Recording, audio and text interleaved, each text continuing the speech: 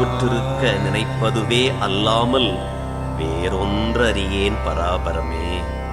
குரோதி வருடம் கார்த்திகை மாதத்திற்குண்டான பலாபலன்களை பற்றி பார்க்க போகிறோம்.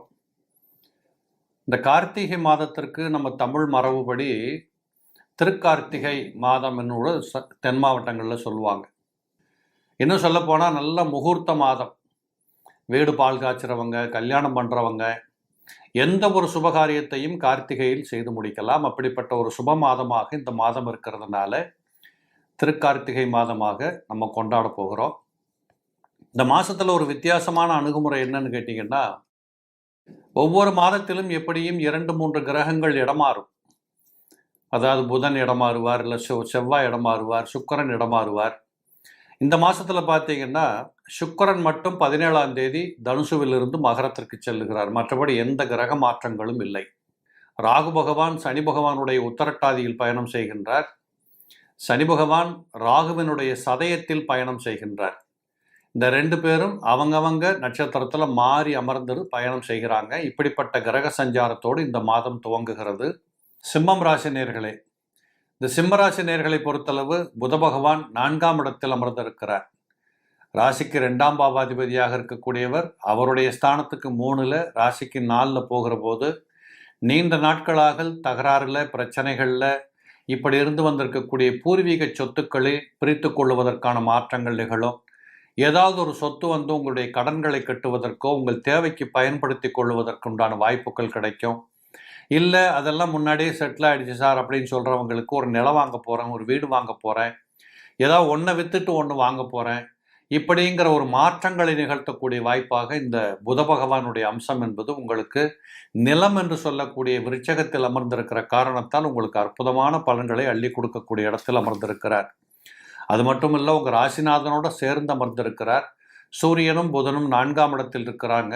இந்த 4ஆம் இடத்துல 2 பேரும் அமர்வது என்பது சிம்மத்தில் பிறந்தவர்களுக்கு வித்தியாசமான ஒரு அறிவு அனுகூலங்கள் கிடைக்க ஆரம்பிக்கும். ஞாபக சக்தி ரொம்ப சிறப்பாக இருக்கும்.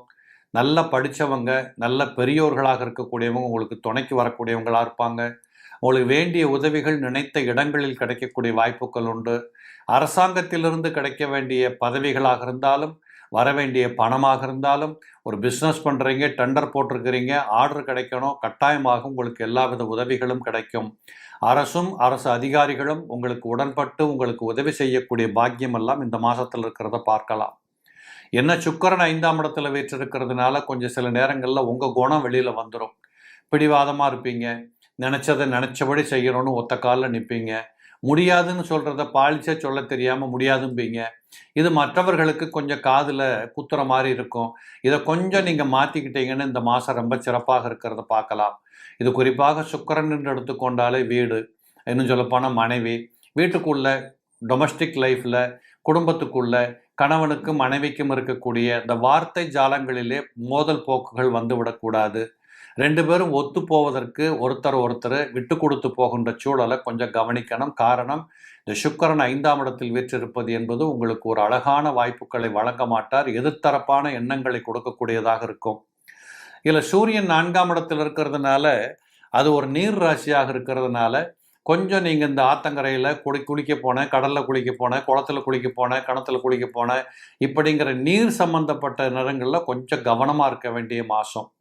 கொஞ்சம் ஜலம் என்று சொல்லக்கூடியது உங்களுக்கு ஆபத்தை தான் கொடுக்கணுங்கிற அவசியம் இல்லை.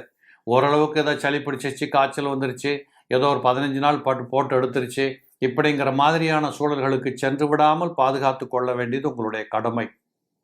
அதுபோல் 7ஆம் இடத்திலே சனீஸ்வர பகவான் வீற்றிருக்கிறார். சங்கடங்கள் எல்லாவற்றையும் தீர்த்து கொள்ளுகிற வாய்ப்புகள் கிடைக்கும். நன்மை மேல் நன்மை வரக்கூடிய பாக்கியங்கள் நிறைய கிடைக்கும். அந்நியர்களாக இருக்கக்கூடியவர்கள், யாரென்று தெரியாதவர்கள் எல்லாம் உங்களுக்கு சப்போர்ட் பண்ணுவாங்க.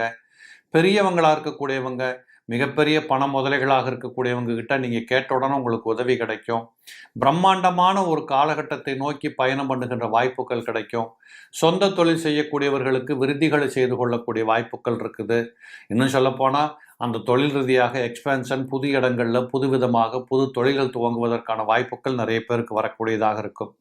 இந்த வியாழகிரகம் 10ஆம் இடத்திலே வக்ரகதியிலே செல்லுகின்ற காரணத்தினால கொஞ்சம் கோயில் குளங்களுக்கு சென்று வருவது, அதே மாதிரி அந்தந்த வயதுக்கு தகுந்த மாதிரி டூர் போகிறது, புது இடங்களுக்கு புதிய அனுகூலங்களை சந்திக்கிறது, புதிய அனுபவங்களை பெற்றுக்கொள்வது, இப்படிப்பட்ட நிறைய விஷயங்கள் உங்களுக்கு கூடவே இருக்குது. இந்த கார்த்திகை மாதத்தில் பார்த்தீங்கன்னா கண்டிப்பாக சிம்மத்தில் பிறந்தவங்களுக்கு கிட்டத்தட்ட தெய்வத்தின் அனுகூலம் என்பது மிகச்சிறப்பாக இருக்கிறது நீங்கள் பார்க்கலாம். என்ன 8ஆம் இடத்துல ராகு இருக்கிறாரு.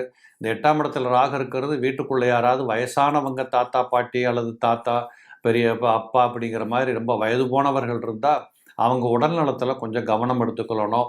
கீழே விழுந்துடாம பார்த்துக்கோங்க. காலில் கையில் அடிபடக்கூடிய வாய்ப்புகள் வரும்.